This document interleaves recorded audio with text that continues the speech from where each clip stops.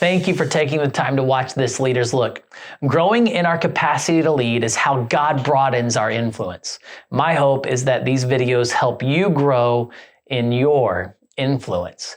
We have 7 cultural values that define how we do what we do here at Westside Leavenworth. One of these values is building relationships. Look at this. Leaders value relationships. Without a relationship, you have no one to lead or influence. So we are building relationships in everything we do.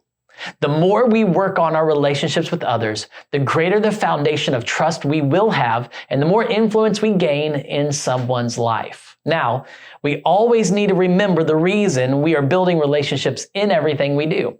If we forget why, we will lose sight of the purpose for having influence. We build relationships because discipleship happens through relationships. I can't grow in my relationship with Jesus without being in a relationship with others, and neither can you. So where do relationships begin? Now, before I answer that, I want to let you know that this is how most of your important relationships started, and likely why you have had your most meaningful experiences. Relationships start all the same way. It was the same way that Jesus' disciples began their amazing journey with Jesus. We read about this in Mark chapter 1, and it reads like this.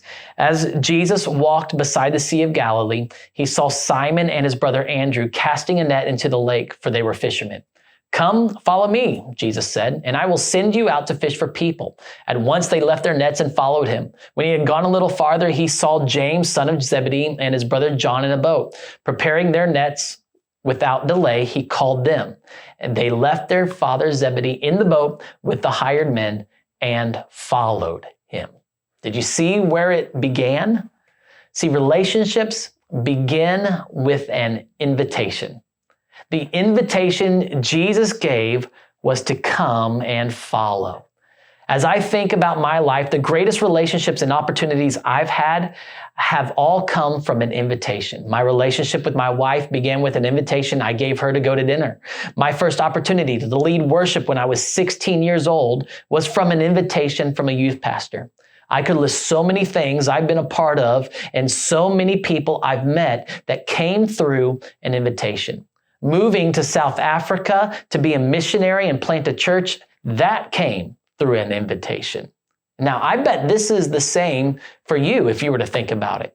If you were to evaluate your life, your best relationships are the result of an invitation you gave or an invitation given to you.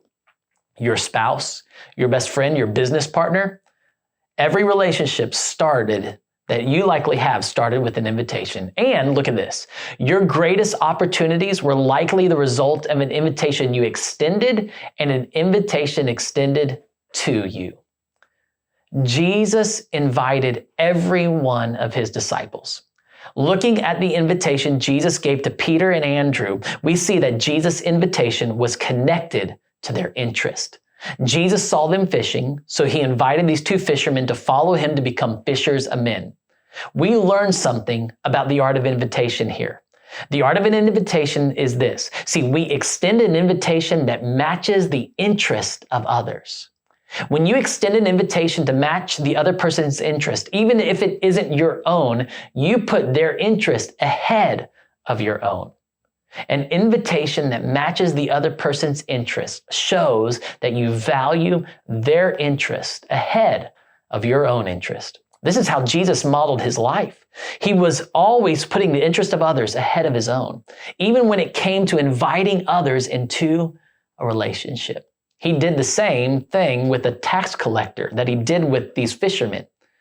As he walked along, we read about he saw Levi, the son of Alphaeus, sitting at a tax collector's booth. "Follow me," Jesus tells him, and Levi gets up and follows him. And while Jesus was having dinner at Levi's house, many tax collectors and sinners were eating with him and his disciples, for there were many who followed him. And when the teachers of the law, who were Pharisees, saw Jesus eating with the sinners and tax collectors, they asked the disciples, "Why does he eat with tax collectors and sinners?" On hearing this, Jesus says to them, "It's not the healthy who need a doctor, but the sick. I have not come to call the righteous, but the sinners. I love this story in Mark chapter 2. See, Jesus knew that Levite, or as we've come to know him as Matthew, needed what Jesus had to offer, life.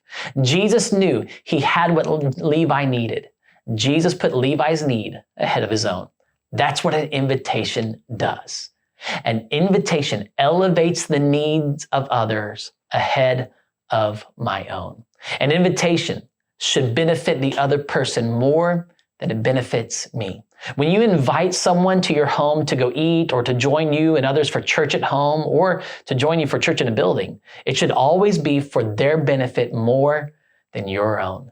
This is what made the first century church so hospitable, so much that hospitality became known because of them. They invited people to follow Jesus. They invited people to experience the better life Jesus wanted for them. Invitations are vital to the kingdom of God and are essential for people to experience God's kingdom life now. After all, how did you get connected with our local church? I hope it was through an invitation someone gave you.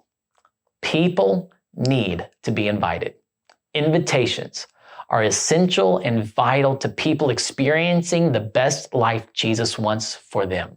This is why we need to be inviting people who invite people. Jesus was so inviting to be around, and Jesus constantly invited people to be with him. Why? Because what Jesus had was for their best interest, and what Jesus would give would meet their need. So, will you join me in being an inviting person who invites others? Will you be a person who has the best interests of others in mind? That's what makes you an inviting person.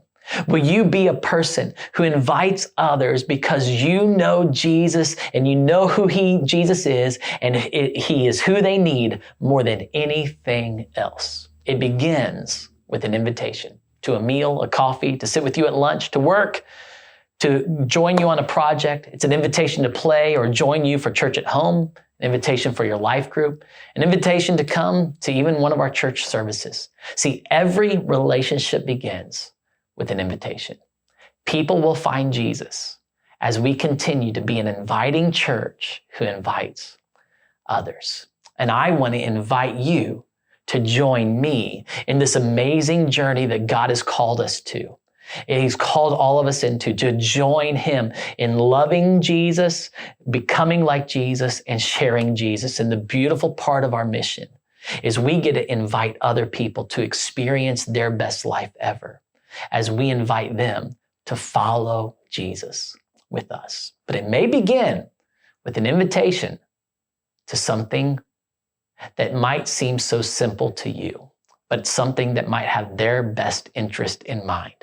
So I would like for you to begin to pray, how can you become an inviting person who invites others with the sole desire that you have in mind what is best for them? You have in mind something, and more specifically, someone who will meet their need. That person is Jesus. Will you become an inviting person who invites others so people can discover life in Jesus? This is, I believe, the keystone habit that's going to keep the church in Leavenworth and keep us as a church reaching people who are far from God and reaching our friends and our family. We need to keep inviting people to join us, inviting them to join you, inviting them to join us as we follow Jesus. Thank you for being on this mission with us, loving Jesus, becoming like Jesus, and sharing Jesus. And to do this means that we need to be inviting people who invite people. Thank you for being a leader who serves.